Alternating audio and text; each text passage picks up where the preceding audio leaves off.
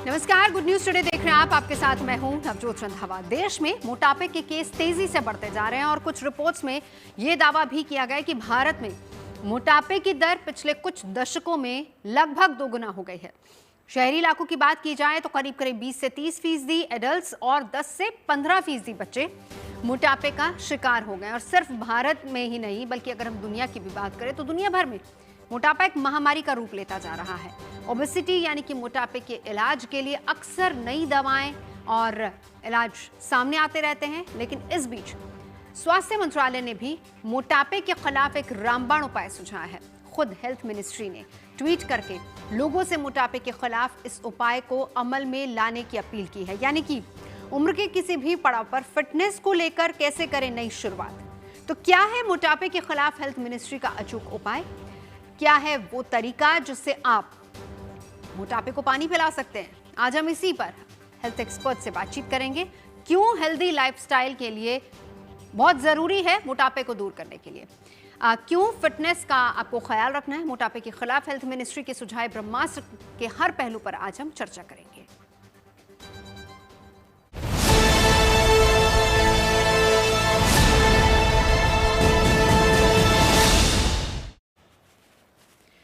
तो आजकल खराब खानपान और अनहेल्दी लाइफस्टाइल की वजह से वजन बढ़ना बहुत आम हो गया है। लिहाजा दुनिया भर में लाखों लोग मोटापे से जूझ रहे हैं और मोटापे से वजन बढ़ने के साथ साथ कई बीमारियों का खतरा भी बढ़ने लगा है। ऐसे में वजन कम करने के लिए खानपान से लेकर आपका लाइफस्टाइल बहुत मैटर करता है। हाल ही में केंद्रीय स्वास्थ्य मंत्रालय ने भी एक खास सलाह दी है जिसकी चर्चा बहुत ज्यादा हो रही है और इसमें यह बताया गया है कि पानी पीने से किस तरीके से आपका वजन कम हो सकता है, यानी कि वजन कम करने में आपको मदद भी मिल सकती है पानी से।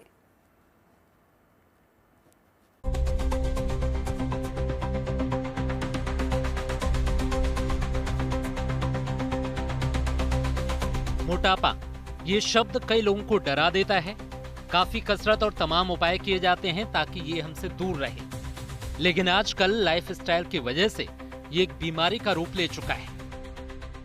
दुनिया भर में मेडिकल साइंस से जुड़े एक्सपर्ट्स मोटापे से लड़ने के हथियार खोज रहे हैं और अभी तक जो इलाज सामने आए हैं वो या तो महंगे हैं या फिर उनमें साइड इफेक्ट भी सामने आ रहे हैं। इस बीच ये खबर मोटापे के इलाज की दिशा में नई उम्मीद जगाने वाली है। हाल ही में केंद्रीय स्वास्थ्य मंत्रालय ने सोशल मीडिया पर एक पोस्ट शेयर की। इसमें लोगों को मोटापा कम करने का ब्रह्मास्त्र बताया गया। मिनिस्ट्री के मुताबिक यदि लोग इस तरीके को अपनाते हैं तो मोटापा कम करने में मदद मिल सकती है। मिनिस्ट्री ऑफ हेल्थ ने पोस्ट में लिखा, वजन प्रबंधन के लिए हाइड्रेशन जरूरी है। आज ही अपने दैनिक पानी के सेवन पर ध्यान दीजिए।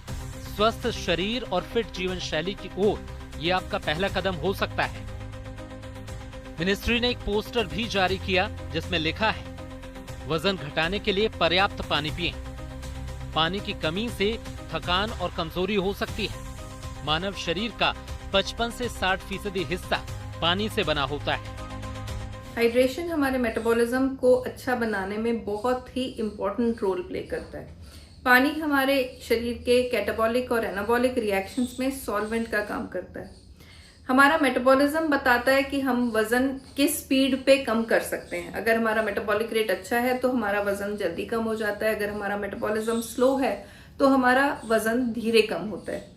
तो अगर पानी हमारे मेटाबॉलिज्म को बूस्ट करने में हेल्प कर रहा है तो पानी इनडायरेक्टली हमारे वजन को कम करने में भी बहुत इंपॉर्टेंट रोल प्ले कर रहा है। तो इसलिए हमें हाइड्रेटेड रहना बहुत ही आवश्यक है, स्पेशली अगर हम अपना वजन कम करना चाहते हैं। इसके साथ पानी हमारे शरीर के क्लेंजिंग का एक बहुत इंपॉर्टेंट रोल प्ले करता है। हमारे क्लेंजिंग का, जो हमारे लिवर की क्लेंजिंग, हमारे किडनीज की क्लेंजिंग, इसके लिए पानी का एक बहुत ही इम्पॉर्टेंट फंक्शन है। अगर हमारे लिवर और किडनीज अच्छे से क्लेंस्ड हैं, वो अच्छे से अपना काम कर पा रहे हैं, तो हमारा मेटाबॉलिज्म अच्छा हो जाता है जिसमें हम वेट लूज जल्दी कर पाते हैं।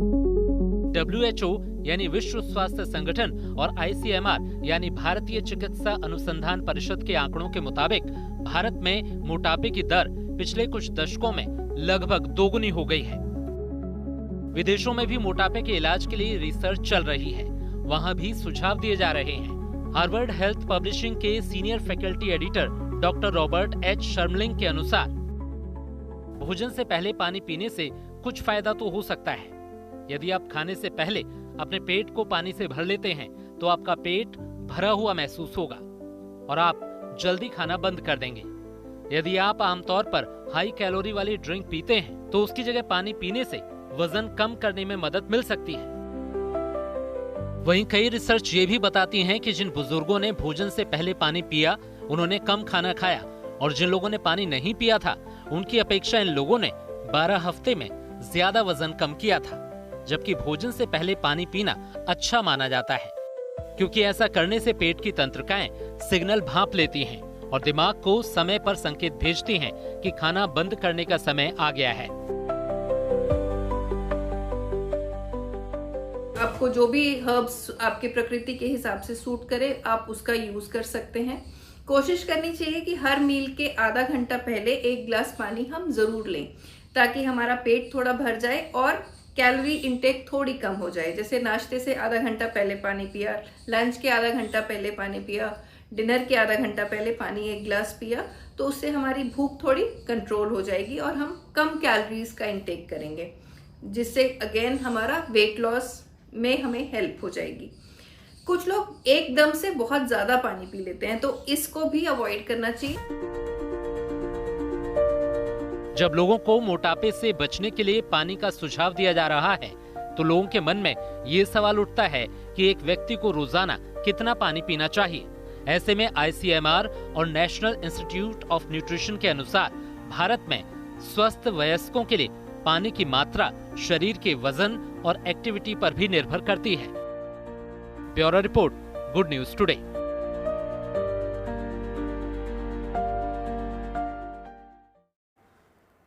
तो मोटापा कितनी बड़ी समस्या बन सकता है, इसके लिए खुद प्रधानमंत्री ने भी इसका जिक्र किया था और लोगों को सलाह दी थी। उन्होंने विशाखापट्टनम में अंतर्राष्ट्रीय योग दिवस के मौके पर कहा था कि बढ़ता मोटापा पूरी दुनिया के लिए एक चुनौती है और इस दौरान प्रधानमंत्री ने लोगों से अपने खाने पीने में 10% तेल कम करने का चैलेंज भी शुरू किया था। साथियों, आज योग दिवस पर मैं ओबेसिटी की तरफ भी फिर से सभी का ध्यान आकर्षित करना चाहूंगा। बढ़ती ओबेसिटी पूरी दुनिया के लिए एक बड़ा चैलेंज है। मैंने मन की बात कार्यक्रम में भी इस पर विस्तार से चर्चा की थी। इसके लिए अपने खान पान में 10% ऑयल कम करने का चैलेंज भी शुरू किया था। मैं एक बार फिर देशवासियों से, दुनिया भर के लोगों को इस चैलेंज से जुड़ने का आह्वान करता हूं। अपने खाने में कैसे हम कम से कम 10% ऑयल कंजम्पशन कम करें, इसके लिए जागरूकता फैलानी है। ऑयल की खपत कम करना, अनहेल्दी डाइट से बचना और योग करना, ये बेहतर फिटनेस की जड़ी बूटी है। फिटनेस की जड़ी बूटी। प्रधानमंत्री ने 10% तेल कम करने की बात की थी, लेकिन एक्चुअल हमारा लाइफस्टाइल भी इक्वली इंपॉर्टेंट है। कौन कौन से ऐसे कारण हैं उस पर भी चर्चा करेंगे, समाधान पर भी बात होगी। तमाम खास मेहमान हमारे साथ जुड़ चुके हैं। मैं परिचय करा देती हूँ। डॉक्टर रवि मेहरोत्रा हैं, फॉर्मर CEO ICMR और सीनियर क्लिनिकल रिसर्चर भी हैं। हमारे साथ doctor Mohsin Wali, senior physician जुड़ चुके हैं सर गंगाराम अस्पताल से। डॉक्टर कपिल कुमार हमारे साथ इस वक्त मौजूद हैं, रोबोटिक गैस्ट्रो और बेरियाट्रिक सर्जन भी हैं। और हमारे साथ इस वक्त डॉक्टर गीतिका चोपड़ा हैं, डाइटिशियन। आप सभी का बहुत बहुत स्वागत है। सबसे पहले डॉक्टर रवि, आप ही से शुरुआत करते हैं।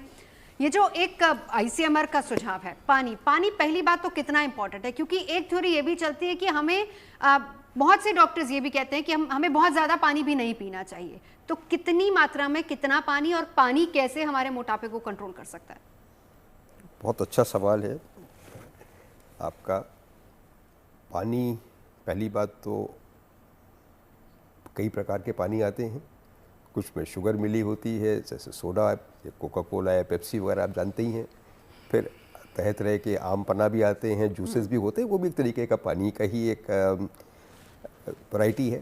तो जो ICMR में पानी पीने की बात करी गई, या अभी जो मिनिस्ट्री ऑफ हेल्थ से कि खाने के आप आधे घंटे पहले पानी ज़रूर लें, वो शुद्ध पानी की बात हो रही है, किसी मिक्सचर की बात नहीं हो रही है, without any sugar, without any salt. एक बात तो ये मैं बताना चाह रहा हूँ। दूसरी बात, आपने बात करी कि कितनी मात्रा होनी चाहिए, तो बिटवीन 30 to 50 ml पर किलोग्राम ऑफ बॉडी वेट। मान लीजिए औसतन 2 से 2.5 से लेकर 4 लीटर पानी आप आदमी पी सकता है। लेडीज़ में थोड़ा सा कम होता है और जेंट्स में करीबन एज आई मेंशन 2.5 से लेकर 4 के बीच में अगर आप लेते हैं। तो हम अपने मित्रों से, अपने फैमिली में, अपने मरीजों से हम ये सजेशन देते हैं कि आप एक बोतल अपने साथ में रखें पानी का, जो कि होपफुली इसमें किसी तरीके की विशुद्धि नहीं हो, और उसको सुबह से लेकर शाम तक हर 2 घंटे 3 घंटे पर आप उसको लेते रहें। परंतु ये ज़रूर ध्यान देना है कि अगर कोई बीमारी है तो उसके, या बहुत गर्म मौसम है या बहुत ठंडा मौसम है, कितनी एक्सरसाइज आप कर रहे हैं, उसके हिसाब से इसका संतुलन करना पड़ता है। ये कोई रामबाण नहीं है कि 4 लीटर नहीं पीना है और 3.5। नहीं, इसका गणित भी समझाते चलिए साथ ही साथ। आपने कहा कि अगर आप एक्सरसाइज कर रहे हैं, तो ये मतलब समझें कि जो एक्सरसाइज कर रहे हैं उनको ज्यादा पानी का सेवन करना है। जी जी, जो मान लीजिए एथलीट्स हैं या कोई मैराथन में पार्ट ले रहा है या ट्रायथलॉन में पार्ट ले रहा है, ज़बरदस्त जिम में 1-2 घंटे काम कर रहे हैं, उनको ऑब्वियसली रिक्वायरमेंट ज़्यादा होगी। जो साधारण घर पे रहते हैं उनको रिक्वायरमेंट थोड़ी सी कम होती है। ठीक है, एक बार डॉक्टर वली को भी इंक्लूड कर लेते हैं। डॉक्टर साहब, बहुत बहुत स्वागत है। बहुत दिन बाद आपसे चर्चा आज हम कर रहे हैं, और ये एक ऐसा टॉपिक है जिसको लेकर आप हमेशा बात करते ही रहते हैं। और स्पेसिफिकली अगर मैं बात करूं तो आपका फोकस हमेशा बच्चों पे रहता है कि देखिए हमारी आज की पीढ़ी कहाँ जा रही है, बच्चे कहाँ जा रहे हैं। बच्चों में मोटापे की समस्या और ज़्यादा है, 10 से 15% अगर देखा जाए ओवरऑल, तो ये समस्या बढ़ रही है। पानी क्या रामबाण है हमारे शरीर के लिए? क्या पानी से हम मोटापे को कम कर सकते हैं? इसका जवाब तो मैं ना में दूंगा, लेकिन पानी बहुत जरूरी है। रवि मल्होत्रा साहब ने बता ही दिया है। लेकिन मोटापे का तो संबंध खाने से है। पानी तो हमको तृप्ति प्रदान करेगा। मैं इस बात को, इस रिसर्च को बहुत इंपॉर्टेंस दे रहा हूं। अभी जो ये नई बीमारी एक दूसरी मोटापे के ऊपर आई है ना, जो इंजेक्शनों से लोग वेट कम कर रहे हैं, उसका मैकेनिज्म भी यही है कि वो सेचाइटी प्रदान करते हैं गैस्ट्रिक मोर्टेलिटी को कम करके। लेकिन हम आसान काम कर लेंगे, लाखों रुपए के इंजेक्शन नहीं लगवाएंगे, तो ये बहुत अच्छी बात है, बहुत ही अच्छी बात है, बहुत ही अच्छी बात है। और देखिए, रहीम जी ने इसीलिए दुआ लिखा है पानी पे, रहीमन पानी राखिए, बिन पानी सब सून, पानी बिना न उबरे मोती मानक चून।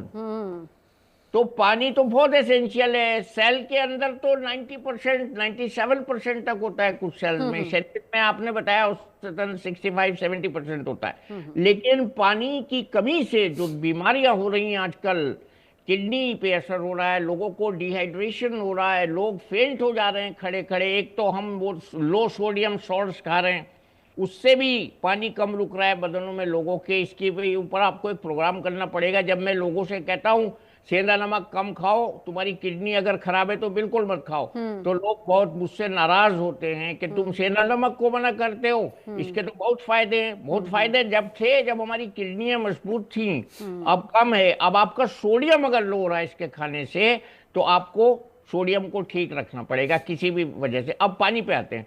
पानी जो है, खाली पानी से नहीं होगा हमारा काम, बट पानी पी के पेट भर के रखना बहुत अच्छी बात है। इससे किडनी फ्लश रहती है, नंबर 1। नंबर 2, डिहाइड्रेशन नहीं होता। नंबर 3, दिमाग बिल्कुल सही रहेगा, ब्लड प्रेशर भी रेगुलेट रहेगा। पानी के साथ साथ ये है ना, पानी is the essential ingredient of each unit of the body. हमारे शरीर में 37 लाख करोड़ सेल्स होती हैं, और हर सेल में अगर पानी कम हो जाए तो 37 लाख करोड़ सेल्स डिहाइड्रेट होती हैं एक साथ। तो ये बहुत इंपॉर्टेंट है। पानी वाली जो मिनिस्ट्री ऑफ हेल्थ ने अलग से बताई है बात, ये बहुत इंपॉर्टेंट है। और आजकल बच्चे पानी नहीं पीते, वो कहते हैं बियर पी लो, बियर तो डिहाइड्रेट करती है।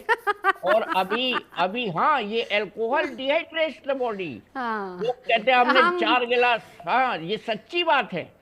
और अब जो मोस्ट इम्पॉर्टेंट बात यह है कि हमने मोटापे से संघर्ष करना है, वार फुटिंग लेवल पे संघर्ष करना है।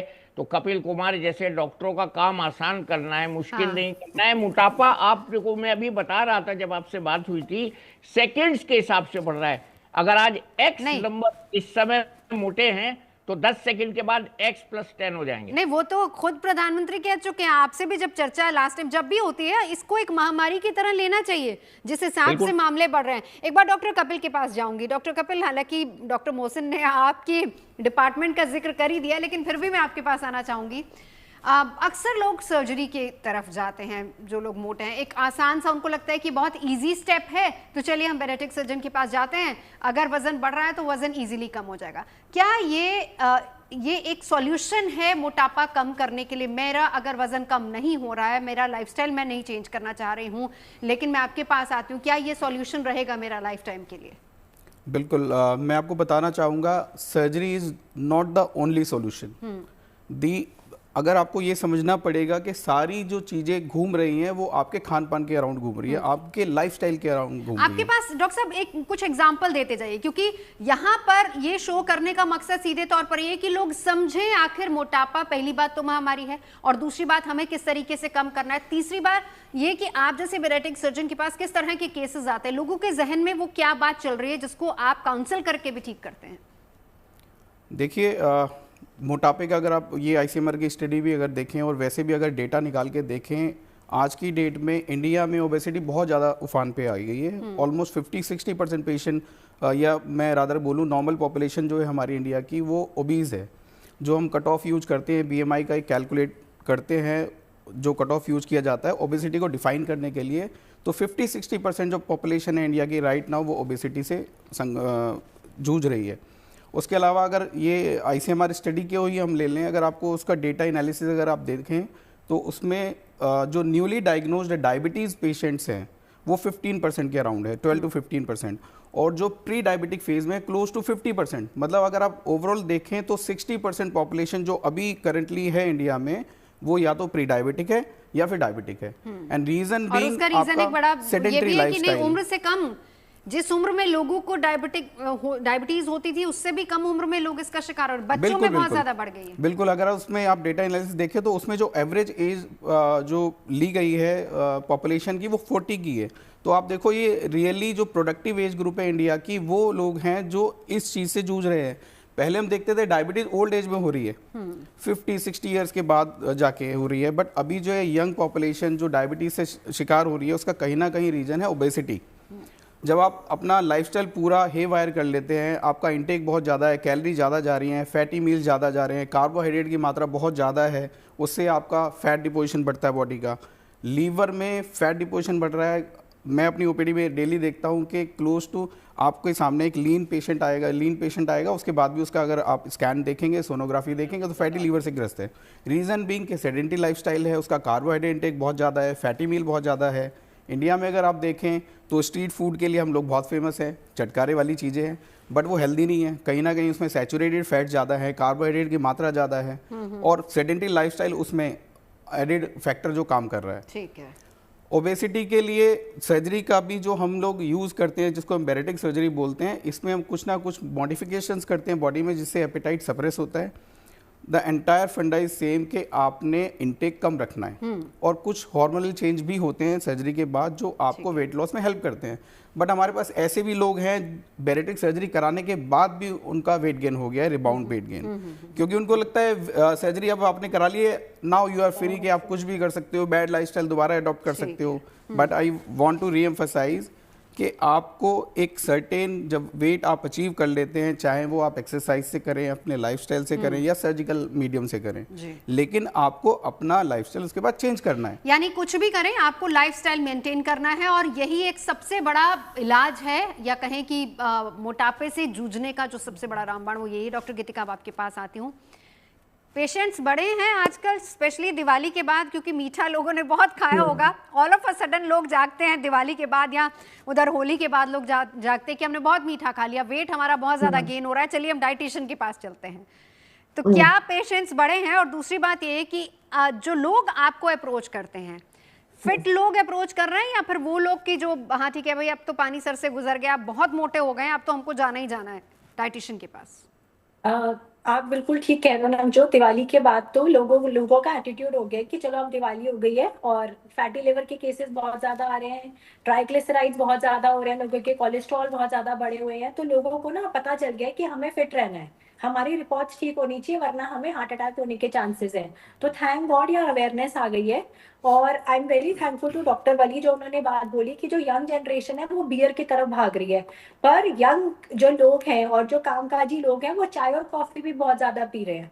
तो हमें लोगों को ये समझाना है कि पानी का मतलब बियर चाय कॉफी नहीं है, क्योंकि इससे एंजाइटी, डिप्रेशन और डिहाइड्रेशन तो बढ़ता ही है, पर साथ में ही जो आपकी बॉडी है वो पीछे जा रही है, क्योंकि ये सब आपकी बॉडी को एक आर्टिफिशियल किक दे रहा है। तो बॉडी को आपको नेचुरल जो वाटर लेवल है वो हाई करना है। अब हमें नेचुरल बूस्टर्स देने में, जैसे कि अभी GLP-1 की बात हुई थी, इंजेक्शंस की बात हुई थी, तो मुझे ये समझ नहीं आता नवजोत कि हम GLP-1, हमारी बॉडी में एक सैटिस्फैक्टरी हार्मोन होता है जो आपकी बॉडी में फीलिंग देता है कि मेरा पेट भर गया, तो हम ये डाइट से क्यों नहीं ऐड करते? अब मैं आपको एक बड़ी सिंपल रेसिपी बताऊंगी कि अगर हम ये रोज ऐड कर देंगे तो सच में आप बोलोगे कि गीतिका पेट भर गया। आपको सूप पीना है क्योंकि वेदर चेंज हो गया है। सूप के अंदर आप मसूर की दाल लो, सारी सब्जियां लो, उसमें जीरा डालो, टर्मरिक डालो और साथ में आप काली मिर्च डालो, अदरक कूट के डाल दो। इसके अंदर प्रोटीन भी आ गया, गुड फैट भी आ गया, इम्यूनिटी बूस्टर्स भी आ गए, फाइबर भी आ गया। आप सोचो ये आपकी बॉडी में GLP-1 जिसके लिए लोग इंजेक्शंस लगा रहे हैं वो आपकी बॉडी में नेचुरली रिलीज होने लग जाएगा और आपकी बॉडी में फीलिंग ऑफ फुलनेस आ जाएगी।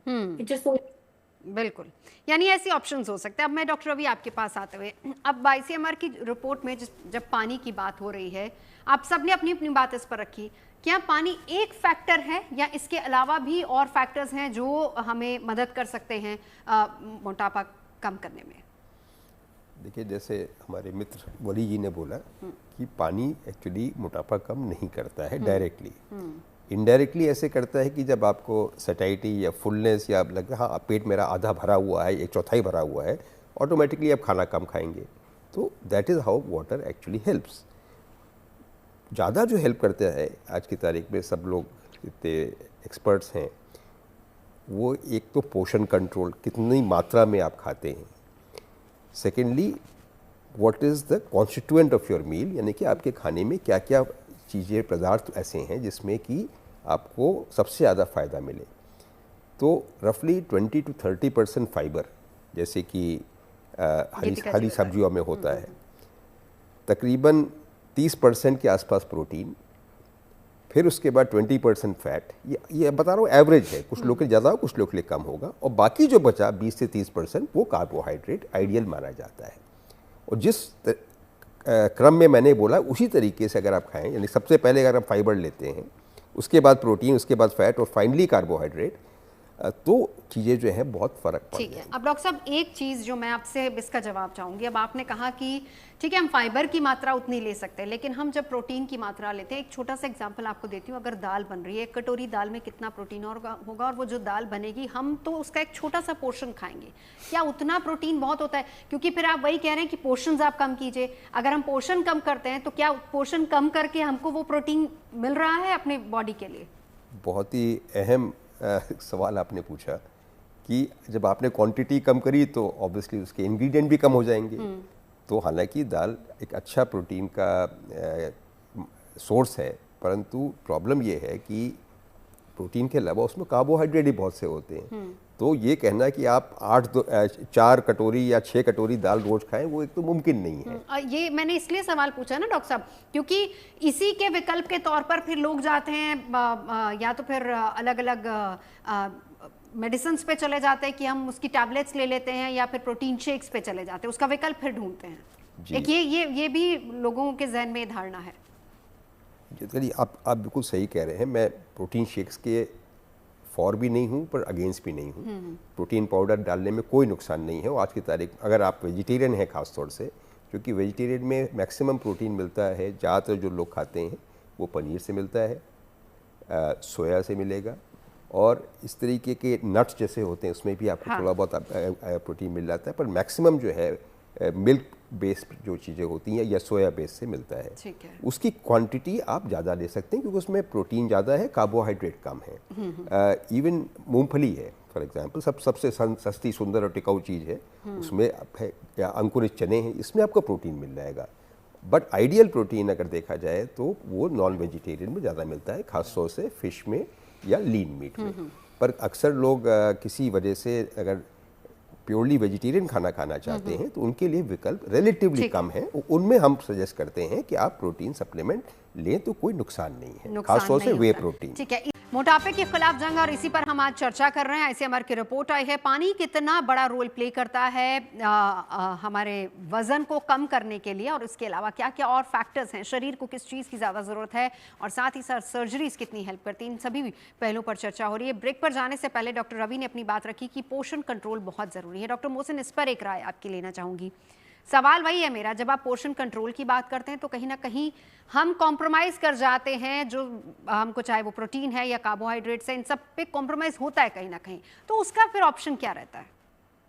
मैं बहुत आसान तरीका बताता हूँ। पहले तो मैं डॉक्टर रवि ने बहुत बारीक नुक्तों में बहुत सी चीज़ें समझा दी हैं, हमको उसको डेसिफर करना पड़ेगा।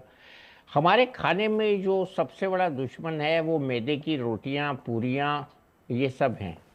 अगर हम वेजिटेरियन खाना खाते हैं तो हम रोटी को दाल से लगा के खाते हैं, जो आप अभी बात कर रही थी ना, कटोरी के एक कटोरी में 2 लोग भी खा लेते हैं, 3 भी खा लेते हैं। तो खाना वेजिटेरियन का मतलब ये, वेजिटेरियन मतलब वेजिटेबल, भिंडी खूब सारी खाना है, जो भी सब्जी बनी है वो खूब सारी खानी है, जो भी हमारी वेजिटेबल प्रिपरेशन है, वो मटर हो, चाहे मशरूम हो, चाहे पनीर हो, उसको खाना है। हम रोटी खाते हैं सब्जी से लगा के, यहाँ एक बड़ी विभत्सना है या गलती हो रही है या मिसअंडरस्टैंडिंग हो रही है। अब मैंने एक और चीज़ की है, मैं आप बहुत काम की चीज़ बता रहा हूँ क्योंकि बहुत कम समय मिलेगा समाधान प्राप्त करने का। हम रोटी का आटा जो गूंद रहे हैं उसके एब्जॉर्प्शन को स्लो करने का तरीका ये है कि उस आटे को या तो लौकी में गूंदें कद्दूकस करके, या उसमें सीज़न के समय बथुआ मिला लें। बथुए का सीज़न ख़त्म हो जाए तो पालक आता रहता है, मैंने इस साल में तजर्बा किया। पालक भी ख़त्म हो जाए तो धनिया मिला लें, जब तक बथुआ आ जाता है, मेथी आ जाती है। हम रोटी में मिलावट करें ताकि उसका एकदम से जो पीक आता है, एब्जॉर्प्शन होता है, वो कम स्पीड से हो। ये समाधान, प्लस रोटी को कम खाएं, सब्जी को ज़्यादा खाएं, और वेजिटेरियन खाना ज़्यादा सेफ है नॉन वेजिटेरियन खाने से। ये डॉक्टर मोहसिन वली कह रहे हैं, पूरे भारत से कह रहे हैं, सब भाई बहनों से कह रहे हैं, क्योंकि मैंने एक बहुत अच्छा तजर्बा किया वंदे भारत ट्रेन में, तो वहाँ वेजिटेरियन खाना सर्व होता है जो दिया जाती है। मुझे बहुत खुशी हुई कि अगर हमारी ट्रेनों से ये मैसेज चला गया कि वेजिटेरियन खाना ही मिलेगा। आई वॉज फ्लैबरगास्टेड बाय नोइंग कि यहाँ पे सिर्फ वेजिटेरियन खाना मिलेगा। डॉक्टर साहब, स्वाद भी तो बड़ा इम्पोर्टेंट रहता है ना यहाँ पे। मैं लौटती हूँ एक बार। हाँ डॉक्टर कपिल, अचार खाओ। मैं डॉक्टर कपिल आपके पास आती हूँ। नहीं, एक तो वेजिटेरियन खाने में ना हमारे पास ऑप्शंस बहुत सारी होती हैं, फिर वो स्वाद का तड़का भी, और हम हिंदुस्तानी है, जाहिर सी बात है कि हम कॉम्प्रोमाइज़ कम ही करते हैं, और उसी का नतीजा है कि मोटापा इतना बढ़ रहा है। इसीलिए पीएम को कहना पड़ा कि 10% तेल कम कर दीजिए। डॉक्टर कपिल, मैं आपके पास आती हूँ। जो ऑप्शंस आप लोग देते हैं अपने पेशेंट्स को, चाहे वो आप टैबलेट्स के फॉर्म में या फिर सर्जरी के फॉर्म में, उसके बाद कितना पोषण कंट्रोल करने की ज़रूरत रहती है? देखो, जब हम लोग सर्जरी का मोड यूज़ करते हैं इन पेशेंट्स में जो क्वालिफाई करते हैं सर्जिकल प्रोटोकॉल्स के लिए, तो उसमें पहले तो हम आगे बढ़े तो ये बताते जाइए कि क्वालिफाई कौन करता है, क्योंकि हर किसी के जहन में होता है कि हो गए मोटे तो ठीक है, हम सर्जरी के लिए चले जाएंगे। क्या हर कोई करवा सकता है? इसको भी थोड़ा क्लियर करते हैं। अगर मैं गाइडलाइंस की बात करूं तो BMI जो हम कट ऑफ यूज़ करते हैं सर्जिकल कैंडिडेसी सिलेक्ट करने के लिए, वो लोग जिनका BMI 30 या 32.5 से ऊपर है, और साथ में कुछ लाइफस्टाइल डिसऑर्डर हैं, जैसे डायबिटीज़ है अनकंट्रोल्ड, हाइपरटेंशन है, या फिर फैटी लीवर डेवलप होने लगा है, तो इन पेशेंट्स को हम सिलेक्ट करते हैं कि बैरिट्रिक सर्जरी उनमें हेल्प कर सकती है। बट अगेन एक काउंसलिंग वाला पोर्शन बहुत ज़्यादा इंपॉर्टेंट है इन पेशेंट्स के लिए, कि आपको इसके बाद भी लाइफस्टाइल को मैनेज करना है अपना। Surgery is not the only answer. आपका जो रोल है, आप फ्रंट ड्राइवर सीट पे हैं, गाड़ी आपने ही ड्राइव करनी है अपनी, तो आपने अपने आप को मॉडिफाई करना है। सब्सिक्वेंटली जब आपकी सर्जरी के बाद बॉडी को हेल्प मिल रही है, वेट रिडक्शन हो रहा है, आपके हार्मोनल चेंजेस हो रहे हैं, और एक जो टारगेट वेट है हम अचीव कर ले रहे हैं, तो इसका मतलब ये नहीं है कि आप दोबारा से अपनी बैड लाइफस्टाइल में जाओगे, फैटी खाना, सेडेंटरी लाइफस्टाइल ये सब स्टार्ट करोगे। तो हमने काफ़ी बार देखा है पेशेंट दोबारा से रिबाउंड वेट गेन भी कर लेते हैं। तो सबसे इम्पॉर्टेंट पार्ट है कि सर्जरी हम उन लोगों के लिए चूज़ करते हैं जो टायर्ड हैं या फिर किसी वजह से एसोसिएटेड लाइफस्टाइल डिसऑर्डर या फिर एसोसिएटेड डिजीज़ की वजह से एक्सरसाइज नहीं कर पा रहे। जैसे अगर मैं बात करूं बहुत हाई बीएमआई वाले पेशेंट मोर देन 40 हैं, या फिर वेट की बात करूं 112 130 किलो के पेशेंट्स भी हमारे पास आते हैं जिनको आप एक्टिवली एक्सरसाइज प्रोटोकॉल में एनरोल नहीं कर सकते हैं।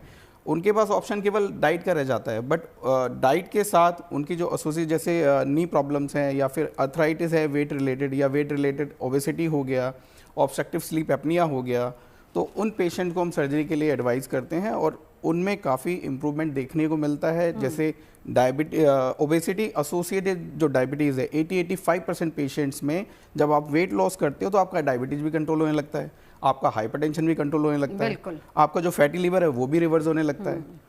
तो ये सारा का सारा जो कोरिलेशन है वो ओबेसिटी के साथ है। जैसे the moment you start losing your weight, आपकी जो बाकी एसोसिएटेड डिजीज है वो भी कवर करने लगती हैं। बिल्कुल। चलिए अब डॉक्टर कृतिका आपके पास आते हुए पोर्शन वाला सवाल ही मैं चाहूंगी, जरा उसको क्लियर कीजिए। राइट पोर्शन क्या होना चाहिए और किस तरीके से हम अपनी डाइट को बैलेंस डाइट बना सकते हैं? जैसे कि अभी डॉक्टर रवि से बात हो रही थी प्रोटीन डाइट की, और हमें क्या करना चाहिए, हमें हर मील में गुड फैट, प्रोटीन्स और फाइबर ऐड करना चाहिए। इससे हमारी जो बॉडी में GIP-1 है वो जनरेटेड रहेगा। फॉर एग्जांपल अगर हम बात करें, हमें सुबह उठ के अर्ली मॉर्निंग डिटॉक्स जरूर करना चाहिए। आप गुनगुने पानी में सिनेमन यानी कि दालचीनी लेकर डाल के ले सकते हैं, और उसके अंदर आप ल्यूकवार्म वाटर में नींबू डाल के ले लीजिए। उसके बाद आप ब्रेकफास्ट में एक अच्छी सी स्मूदी बनाइए जिसके अंदर आप एप्पल डालो, चिया वाटर डालो और नींबू पानी डाल सकते हो, नींबू डाल सकते हो, नारियल पानी डाल सकते हो। आप ये कंकॉक्शन बनाकर लो। आप लंच के अंदर चावल लो, दाल लो और साथ में आप कर्ड ले लो, साथ में या ग्रीक योगर्ट ले लो, और फिर आप खिचड़ी बना के ले सकते हो, या दलिया बहुत अच्छा होता है, जैसे जौ का दलिया, बार्ले दलिया आप ले सकते हो। शाम को आप फिर क्या कर सकते हो, आप डार्क चॉकलेट की ग्रीक योगर्ट का एक अच्छा सा बोल बना सकते हो जिसके अंदर चॉकलेट आ गई, जिसके अंदर मैग्नीशियम हो गया, और साथ में आपने ग्रीक योगर्ट ले ली, pumpkin seed, sunflower seeds add कर दिए, ऊपर से थोड़ी शहद ऐड कर दी। वैसे ही डिनर के अंदर भी आप दाल चावल ले सकते हो, रोटी दाल ले सकते हो, और साथ में थोड़ा फाइबर के लिए सॉटेड वेजिटेबल्स ऐड कर दो जिसके अंदर आप टोफू ले लो, पनीर ले लो।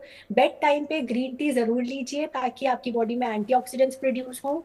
तो ऐसे करके अगर हम अपनी डाइट को बैलेंस करेंगे और सिनेमन यानी कि दालचीनी, टर्मरिक, काली ब्लैक पेपर, अगर हम ये सब अपनी बॉडी में ऐड करेंगे और रेगुलर बेसिस और हर मील में थोड़ा थोड़ा, तो आपकी बॉडी में वेट लॉस का मेटाबॉलिज्म बूस्टेड रहेगा। बिल्कुल। अब डॉक्टर रवि आपके पास आते हुए, दरअसल जब हम लोगों ने ब्रेक लिया था तो एक सवाल को लेकर डॉक्टर रवि से चर्चा हो रही थी, क्योंकि ये कहा जाता था डॉक्टर साहब कि ब्रेकफास्ट जो है वो आपका किंग साइज होना चाहिए, और मुझे अभी पता चला है डॉक्टर साहब के जरिए कि भाई अब वो धारणा बहुत पुरानी हो चुकी है।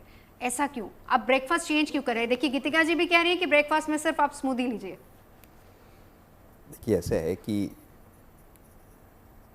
हमारे देश इस मामले में काफ़ी विचित्र है वेस्टर्न देशों के मुकाबले में, कि हमारे यहाँ दोनों प्रॉब्लम्स हैं, अंडर न्यूट्रिशन भी है और ओवर न्यूट्रिशन भी है। रफली 20 से 30% लोग किसी न किसी तरीके से या तो ओवर में है या अंडर में है। जो आपका सवाल था कि भाई breakfast like a king and then dinner like a pauper, यानी कि आप कम खाएं डिनर पे और मैक्सिमम अगर आपका जो एक बड़ा मील लेना है वो ब्रेकफास्ट है, वो एक ज़माने के लिए रिकमेंडेशन थी। पर अब ये कहा जा रहा है कि आपको अगर 3 मील लेने हैं तो it is better to have 3 smaller meals divided at regular intervals. यानी कि अब सुबह मान लीजिए आप 7-8 बजे ब्रेकफास्ट करते हैं, दोपहर में 12-1 के बीच में लंच करते हैं और शाम को 7-8 से, ठीक है, क्योंकि डिनर के लिए माना जाता है कि सोने से 2 से 3 घंटे पहले, आम आदमी मान लो 10 से 12 बजे के बीच में सोते हैं, कुछ लोग बहुत लेट सोते हैं, कुछ लोग जल्दी सो जाते हैं। जो भी आपका सोने का समय है उससे कम से कम 2 और आइडियली 3 से 4 घंटे पहले आपको डिनर लेना है। तो होता यह है कि आपने हैवी ब्रेकफास्ट कर लिया, बिल्कुल आप पूरे 5 स्टार होटल में गए, आपने बुफे मिला, आपने सब तरीके डोसा भी खा लिया और सूप भी ले लिया और जूस भी ले लिया, अंडे भी खा लिए वगैरह वगैरह, तो आपका जो शुगर स्पाइक होगा वो एक तरीके से भीमकाय होगा। हम चाहते ये हैं कि जो भी शुगर का लेवल है वो बहुत ज़्यादा ऊंचा ना जाए, बहुत नीचे भी नहीं जाए, बहुत ऊंचा भी नहीं जाए। इसलिए ये बेटर है कि बैलेंस तरीके से आप, अगर आप 3 मील लेते हैं, कुछ लोग तो आप जानते हैं कि टाइम रेस्ट्रिक्टेड ईटिंग करते हैं या इंटरमिटेंट फास्टिंग करते हैं, वो 8 या 9 घंटे के अंदर जो भी खाना है उसी टाइम में खाते हैं। इस पर भी मैं आ रही थी, ये कितना हेल्दी है फिर? अब इसके देखिए दोनों पहलू हैं। कुछ लोग कहते हैं यही एक कायदे की चीज़ है, कुछ लोग कहते हैं कि नहीं, आपको 3 में डिवाइड करना चाहिए। 100% आपके इस प्लेटफॉर्म से कहना तो मैं नहीं फंसूंगा, नहीं, हम बाकी डॉक्टर्स की राय इस पर ले लेंगे। डॉक्टर वाली, इस पर एक राय रखिए जरा आप भी अपनी। इंटरमीडिएट जो फास्टिंग होती है उस पर आपकी राय क्या है, जरा बताइए। ये तो अप्रूव्ड है, कम खाने का एक तरीका है। देखिए, पुरानी जो कहावत है, 2 हैं, मैंने आपके प्रोग्राम में कई बार कही है। एक तो ये है कम खाना सुख से रहना, एक दादी वाली है जो मरो सो खाओ सो मरो,